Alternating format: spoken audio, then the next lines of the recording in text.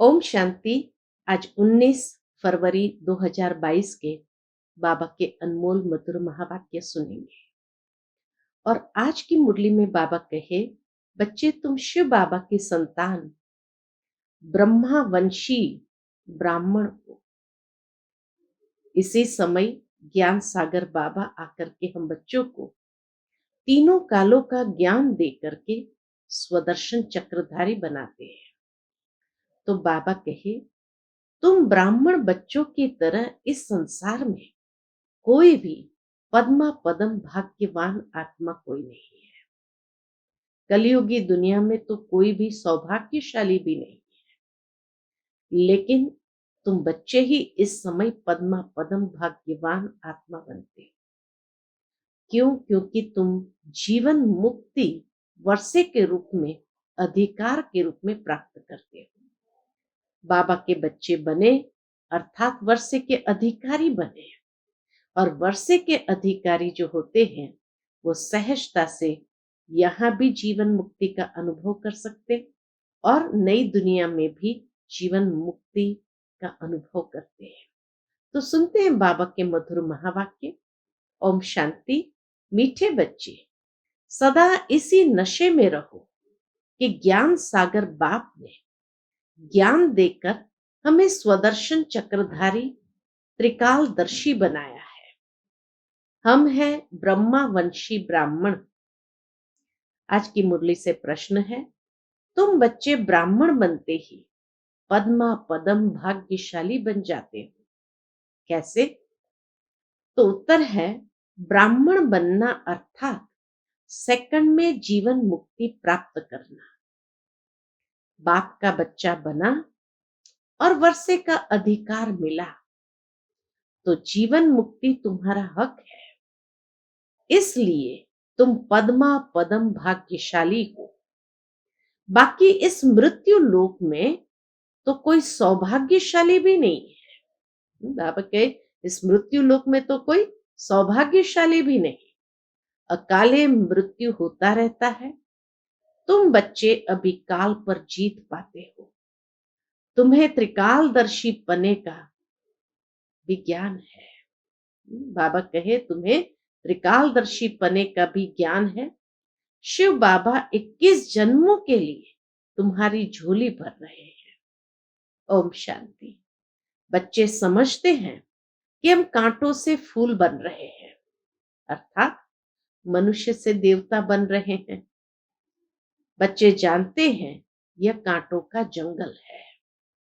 अब फिर फूलों के बगीचे में जाना है। यह दहली, बाबा कहे, यह दहली भी कोई समय परिस्तान थी। कितना सुंदर बाबा बता रहे हैं कि ये सारा विश्व कांटों के जंगल से फूलों का बगीचा बन रहा है, और ये दहली भी कोई समय परिस्तान थी।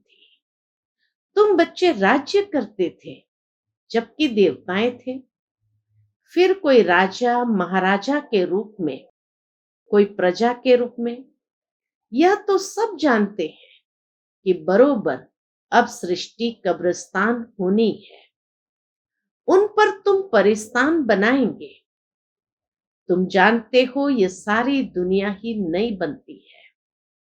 जमुना के कंठे पर राधे कृष्ण लक्ष्मी नारायण थे। ऐसे नहीं राधे कृष्ण राज्य करते हैं, नहीं। राधे दूसरी राजधानी की थी, कृष्ण दूसरी राजधानी के थे। कितना स्पष्ट बाबा समझाते हैं कि ऐसे नहीं कि राधे कृष्ण राज्य करते हैं, नहीं।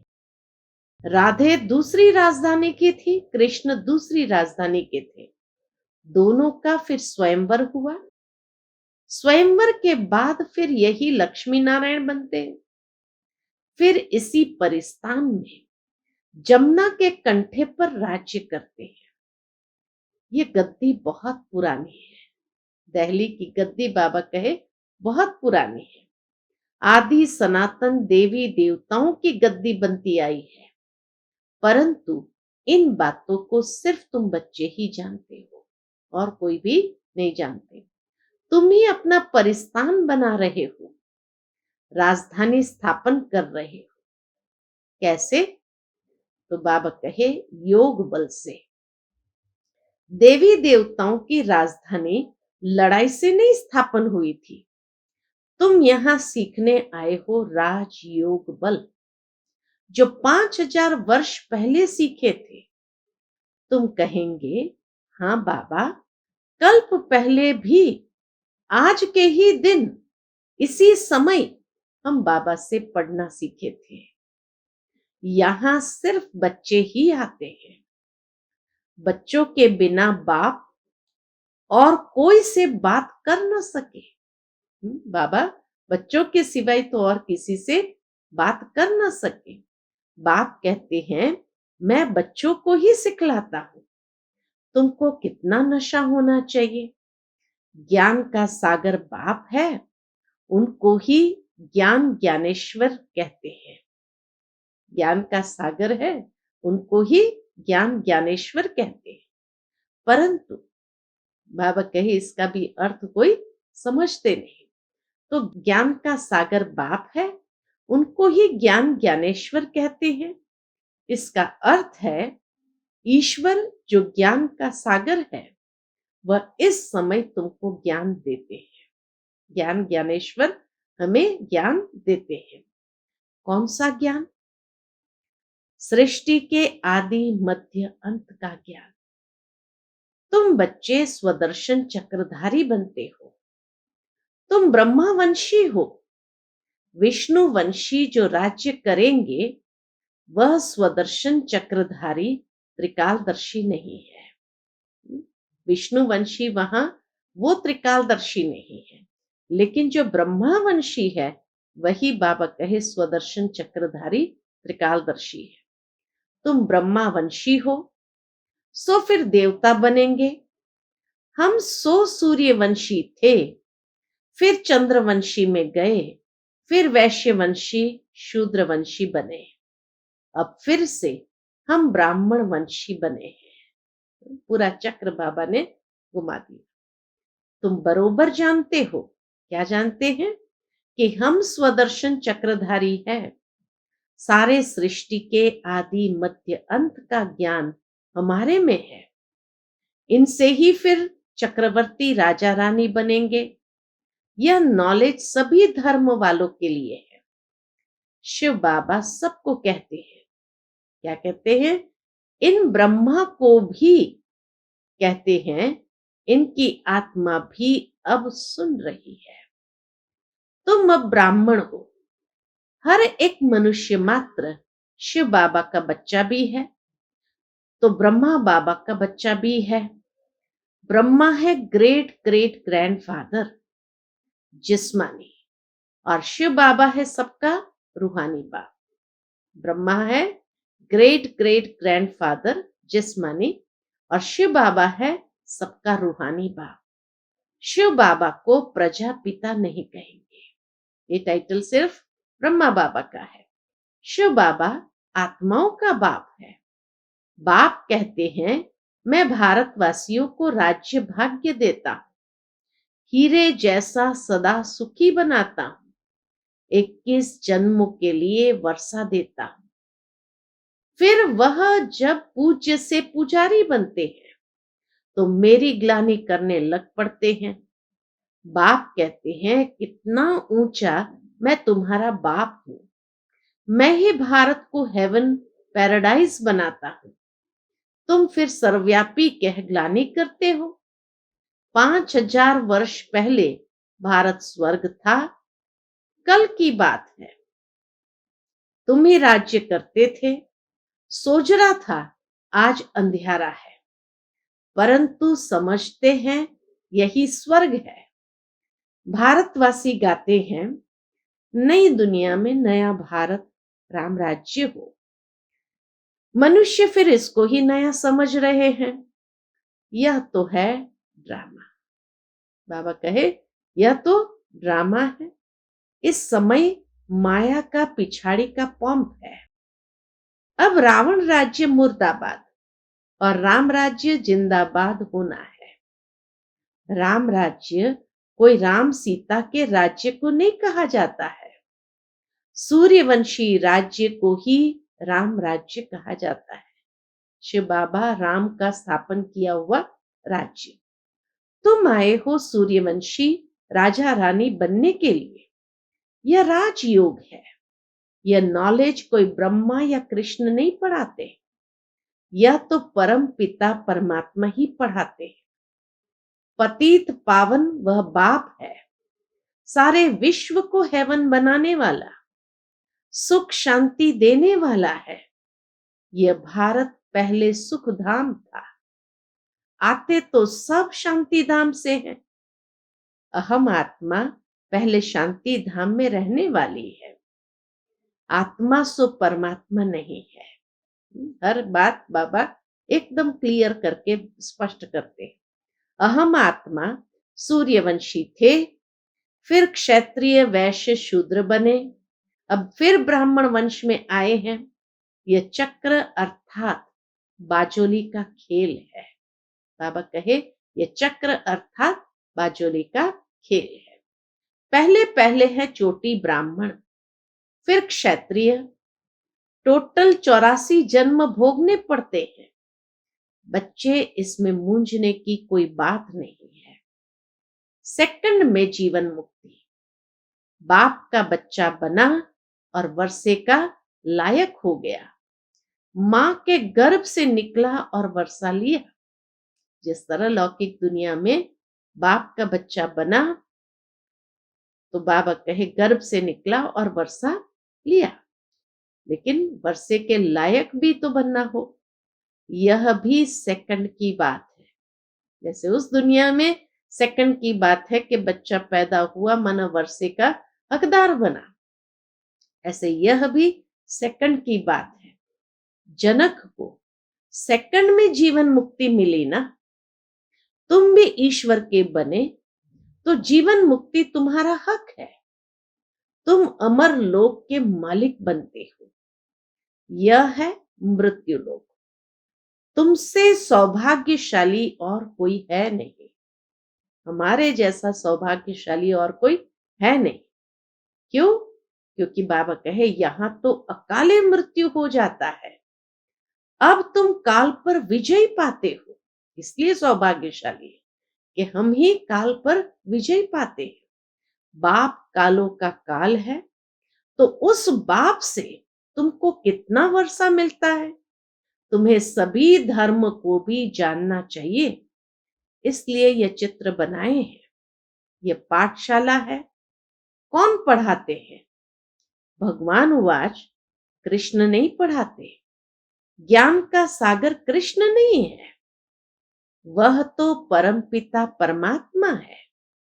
वही तुमको ज्ञान दे रहे हैं। तुम हो ज्ञान गंगाएं। देवताओं में तो यह ज्ञान होता ही नहीं। तुम ब्राह्मणों में ही यह ज्ञान है, त्रिकालदर्शी पने का। कौन सा ज्ञान है? त्रिकालदर्शी पने का, अर्थात सृष्टि के आदि मध्य अंत को जानते हैं। तुम ही इस समय यह ज्ञान सीख कर वर्षा पाते हो। राजयोग सीख स्वर्ग के राजा रानी बनते हो। तुम जानते हो हम बाबा द्वारा काल पर जीत पाएंगे। वहां तुमको साक्षात्कार होगा। सतयुग में बाबा कहे पुराना शरीर छोड़ने से पूर्व साक्षात्कार होगा। तो यह पुराना शरीर छोड़ जाकर छोटा बच्चा बनेंगे। सर्प का मिसाल है ना। यह सब मिसाल तुम्हारे लिए ही है। यही भारत पहले शिवालय था, चैतन्य देवी देवताओं का राज्य था, जिनके मंदिर बनाए हुए हैं। शिव बाबा आकर शिवालय बनाते हैं, रावण फिर वैशालय बनाते हैं। बड़े बड़े विद्वान पंडित ये नहीं जानते कि रावण क्या चीज है। तुम जानते हो रावण का आधा कल्प राज्य चलता है। दिल्ली पर पहले गॉड गॉडेस लक्ष्मी नारायण का राज्य था। कहते भी है क्राइस्ट से 3000 वर्ष पहले भारत हेवन था, परंतु फिर भूल गए हैं। कोई मरता है तो कहते स्वर्गवासी हुआ, मुख मीठा कर देते हैं। जब भारत स्वर्ग था तो पुनर्जन्म भी स्वर्ग में होता था। अब भारत नरक है तो पुनर्जन्म भी नरक में लेते हैं। बाप कहते हैं, बच्चे तुमको याद है ना? पूछते बाबा, बच्चे तुमको याद है ना? कल्प कल्प में आकर तुमको स्वर्ग का मालिक बनाता हूं। अब तुम पतित से पावन बन रहे हो। यह काम एक ही बाप का है। बच्चों की बुद्धि में है ऊंचे ते ऊंचा शिव बाबा। इस ब्रह्मा द्वारा बैठ सभी वेद शास्त्रों का सार समझाते हैं। भक्ति मार्ग में तो मनुष्य खर्चा करते करते कौड़ी मिसल बन गए हैं। बाप कहते हैं, मैंने तुम बच्चों को हीरे जवाहरों के महल बनाकर दिए, फिर तो तुमको नीचे उतरना ही था। इतने ऊंचे स्थिति में बाबा ने बिठाया था, फिर तो बाबा का नीचे उतरना ही था। कला कमती होनी ही थी। उस समय कोई ऊपर चढ़ न सके, क्योंकि है ही गिरती कला का समय। द्वापर से लेकर के जैसे जैसे गिरने लगे तो ऊपर चढ़ने का समय ही नहीं है। बाबा कहे उस समय कोई ऊपर चढ़ न सके, क्योंकि है ही गिरती कला का समय। इस समय तुम सबसे ऊंच ईश्वरीय औलाद हो। फिर देवता क्षत्रिय बनना ही है। कितना भी कोई दान पुण्य करे, भक्ति मार्ग में खर्चा करते करते कला उतरनी ही है। ये नहीं कि भक्ति मार्ग में बहुत दान पुण्य करने से फिर चढ़ जाएंगे। नहीं, बाबा कहे चढ़ती कला का समय ही नहीं है, तो खर्चा करते करते उतरना ही है। बाबा भी बच्चों से पूछते हैं, मैंने तुमको इतना शाहूकार बनाया, तुमने सारा धन कहाँ किया? बच्चे कहते, बाबा आपके ही मंदिर बनाए। अब फिर शिव बोला, नाथ बाबा हमारी 21 जन्मों के लिए झोली भर रहे हैं। बाबा कहते हैं, I am your obedient servant, most obedient father, most obedient teacher हूं। पारलौकिक फादर, पारलौकिक टीचर और परलोक में रहने वाला मोस्ट ओबीडियंट सतगुरु भी हूं। तो तीनों ही बाबा है। बाप भी है, टीचर भी है, सतगुरु भी है। तुमको साथ ले जाऊंगा और कोई गुरु तुमको साथ नहीं ले जाएगा। इसमें डरने की कोई बात ही नहीं है। अब तुम बच्चों को ज्ञान का तीसरा नेत्र मिला है। इन नेत्रों से इस बाबा को देखते हो। शिव बाबा को तो बुद्धि के नेत्र से जाना जाता है। वर्षा शिव बाबा से मिलता है। इस ब्रह्मा को भी वर्षा शिव बाबा से मिल रहा है। ऊंचे ते ऊंचा है ही शिव बाबा, फिर ब्रह्मा विष्णु शंकर, फिर ब्रह्मा सरस्वती, फिर लक्ष्मी नारायण। बस उन्होंने कितने ढेर चित्र बनाए। 6-8 भुजा वाला कोई है नहीं। ये सब है भक्ति मार्ग का खेल। Waste of time, waste of energy. वास्तव में सर्वशास्त्रमय शिरोमणि है गीता। सर्वशास्त्रमय शिरोमणि है गीता। उनमें भी बाप के बदले बच्चे का नाम डाल एक कज भूल कर दी है। यह भी ड्रामा है। सबका गति सदगति दाता। बाबा कहे सबका सदगति दाता पतित पावन एक ही बाप है। सबका सदगति दाता पतित पावन एक बाप ही है। फिर दूसरा बाप है प्रजापिता ब्रह्मा। तीसरा है लौकिक बाप। जन्म बाय जन्म 2 बाप मिलते हैं। इस एक ही समय पर 3 बाप मिलते हैं। सिर्फ संगम का ये छोटा सा युग, इसी समय हमें तीनों बाप मिलते हैं। इसमें मूंझने की कोई बात ही नहीं है। कहते हैं ज्ञान, भक्ति और वैराग्य। अब वैराग्य भी 2 प्रकार का है। एक है हद का, दूसरा है बेहद का। सन्यासी तो घर बार छोड़ जंगल में चले जाते हैं, यहां तो तुम पुरानी दुनिया को ही बुद्धि से छोड़ते हो। वह है हठ योग, यह है राजयोग। हठ योगी कभी राजयोग सिखला नहीं सकते। बहुत अच्छी अच्छी बातें समझने की है। तुम बच्चे ही इस समय कांटों से फूल बनते हो। पहले नंबर में तो देह अभिमान का बड़ा कांटा है, उनको बाप ही छुड़ा सकते हैं। देह अभिमान का कांटा सिवाय बाप के और कोई छुड़ा नहीं सकते, और कोई की ताकत ही नहीं है। बाबा कहे छुड़ाने के लिए और कोई की ताकत ही नहीं है। अच्छा, मीठे मीठे सिकिलते बच्चों प्रति माता पिता बाप दादा का याद प्यार और गुड मॉर्निंग। रूहानी बाप की रूहानी बच्चों को नमस्ते। हम सब रूहानी बच्चों की रूहानी माता पिता बाप दादा को याद प्यार गुड मॉर्निंग और नमस्ते। नमस्ते। शुक्रिया बाबा, शुक्रिया।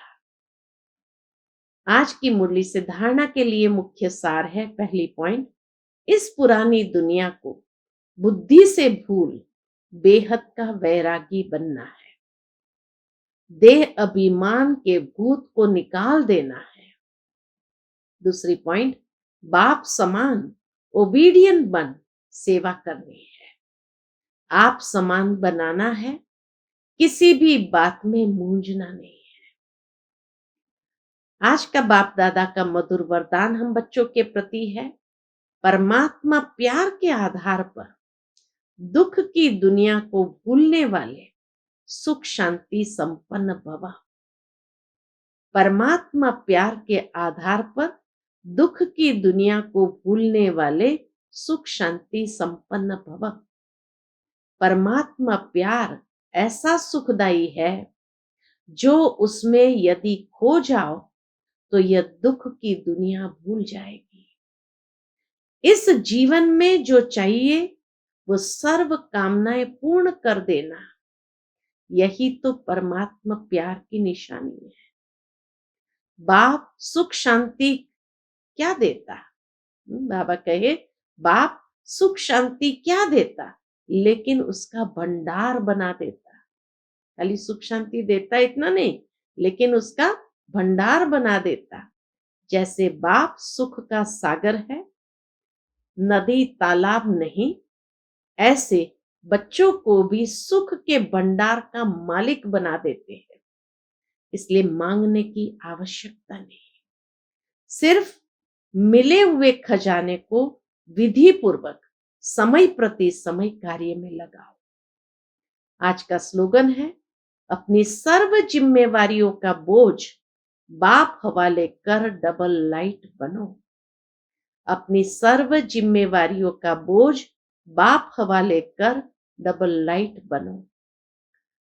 फिर मातेश्वरी जी के मधुर महावाक्य है और शीर्षक है, निराकार परमात्मा की अपनी साकार ब्रह्मा तन में प्रवेश होने की विचित्र तरकीब, यानी युक्ति। निराकार परमात्मा की अपनी साकार ब्रह्मा तन में प्रवेश होने की विचित्र तरकीब यानी युक्ति। मम्मा कहे देखो, परमात्मा ने यह अपनी तरकीब रची है, अर्थात अपना साकार तन मुकरूर किया है। जिस प्रकृति का आधार ले आता है, नहीं तो हम साकार मनुष्य आत्माएं निराकार की गोद में कैसे बैठ सके।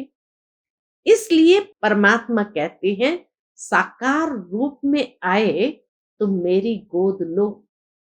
इसमें कुछ देने की बात नहीं है, सिर्फ 5 विकार जिन्होंने तुमको दुखी अशांत बनाया है, उन्हों का संन्यास कर और मुझ परमात्मा को निरंतर याद करो। मनसा वाचा कर्मणा मेरे डायरेक्शन पर चलो तो मैं तेरे पापों को दग्ध कर दूंगा।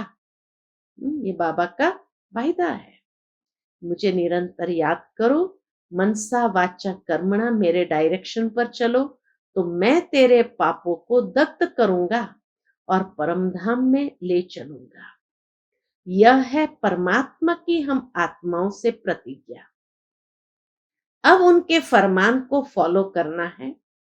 सिर्फ माँ बाप कहने मात्र ही नहीं चाहिए, परंतु उनका संपूर्ण हो जाने से संपूर्ण प्राप्ति होती है। सिर्फ माता पिता कहने मात्र नहीं चाहिए, लेकिन संपूर्ण उनका हो जाना, उससे ही सर्व संपूर्ण प्राप्ति होती है।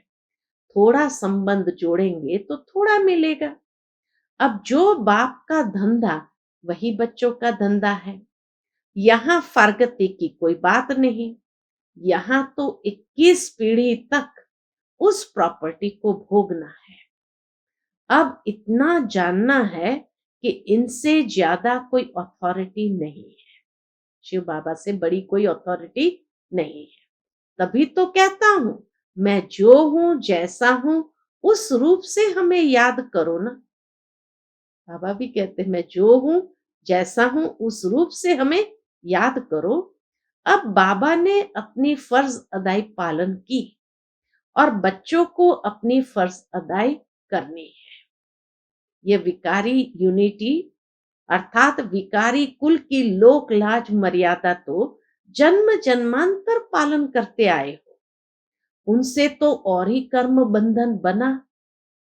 अभी तो पारलौकिक मर्यादा अर्थात परमात्मा के साथ अलौकिक कार्य में मदद करना। हमारा संबंध अभी हाईएस्ट अथॉरिटी से हुआ है। हम उस वक्तावर के संतान हैं, तो वो आकर साकार तन द्वारा हमें नॉलेज दे रहे हैं, तो क्यों न विथ ऑनर्स पास हो जाए। हर एक के पुरुषार्थ से पता पड़ता है कि यह वक्तावर है या नहीं। अगर कोई परमात्मा की गोद लेकर दांव लगावे कि हम उनके बच्चे वारिस हैं, फिर जाए फारकती दे देवे, तो ऐसे बच्चे को क्या टाइटल दिया होगा? ऐसे बच्चे को भस्मासुर कहेंगे ना। चढ़े तो ऊंच पद, गिरे तो भस्मासुर हो पड़ते हैं। अब ये याद रखना किसके साथ हमारा संबंध है। जिस संबंध में आने के लिए खुद देवताएं भी इच्छा करते हैं कि परमात्मा के साथ हमारा संबंध। अच्छा, ओम शांति।